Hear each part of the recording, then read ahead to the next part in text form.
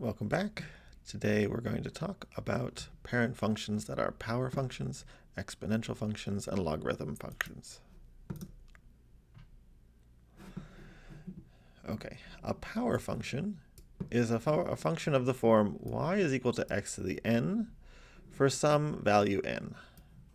Okay, so you can see that this starts out with a line and then gets steeper and steeper and steeper. There's some weird stuff going on here where sometimes you get a second half of this function and sometimes you don't. Normally, if you set this up so that these the power x to the n is an integer instead of just a number, then it will always have a second half. We see our line, we see our parabola, we see our cubic function, and as we change that power, we get steeper and steeper shapes. Now, if you look at this, this has always been x to the n, where n is some number between 1 and 10 here, but just some number bigger than 1. But when n is between 0 and 1, then we get the example of x to the n. This becomes something called a root function instead. So we've often seen the square root function, x to the 1/2, but you can have x to any power that is a number between 0 and 1, and that's going to give you these shapes that now start here, increase quickly, and then increase slowly afterwards.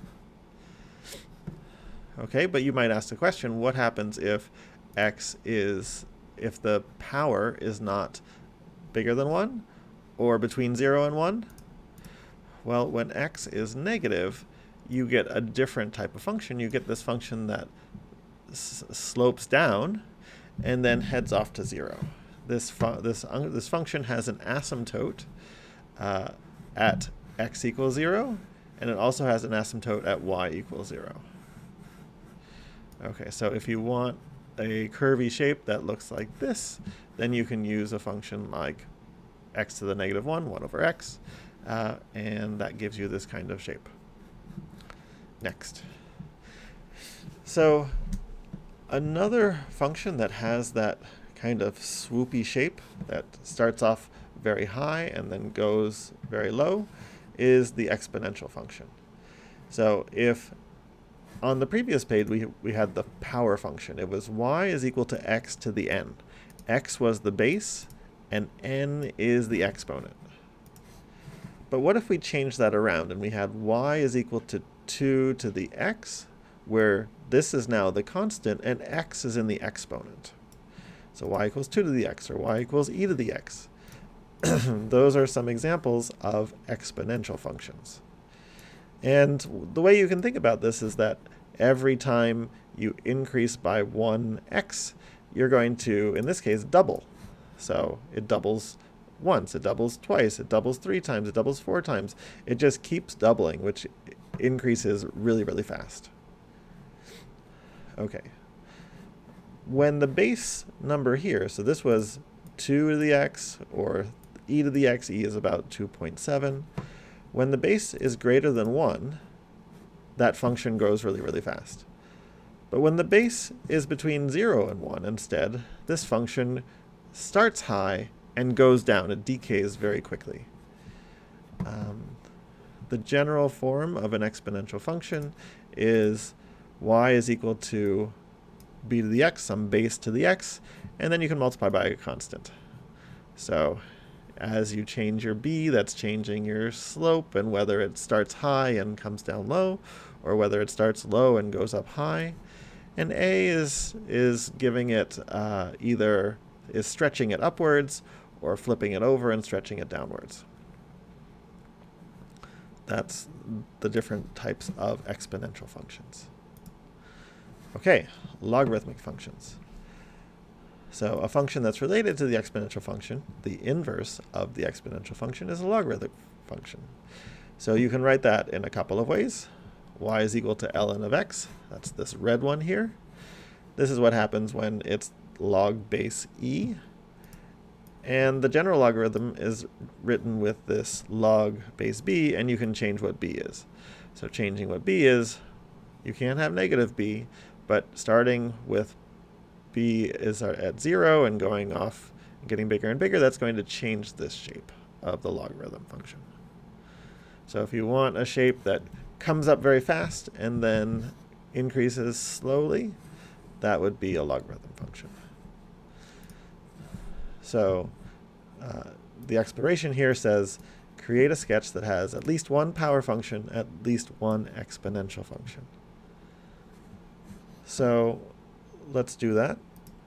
Let's go over to our power functions, and remember that our power functions look like this. Y is equal to x, y is equal to x to the n. I'm going to copy that. I'm going to paste it here. Y equals x to the n. And I'm going to have the power function that looks like y is equal to a times b to the x. Okay. A times b to the x. And now time to move some things around and find something interesting. Maybe I even want to change this and add in an m, and maybe I want to add in here a c. And by doing that, I can now move things up and down a bit. Make a function that has some logs and some this power functions. Maybe I flip this over. Okay, so here's a picture. I want to change some colors.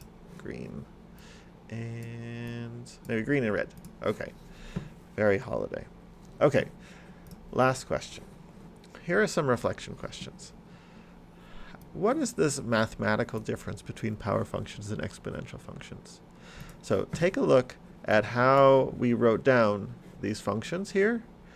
What was different mathematically between this power function, y equals x to the n, and y is equal to b to the x? What was different there? And can you describe what is the artistic difference or the aesthetic difference between the power functions and the exponential functions? If you have an exponential function, if you have a power function, what is the difference between them if we were to just draw them? Can you describe what that difference is? Okay, so fill in your answers, submit it, then you're done.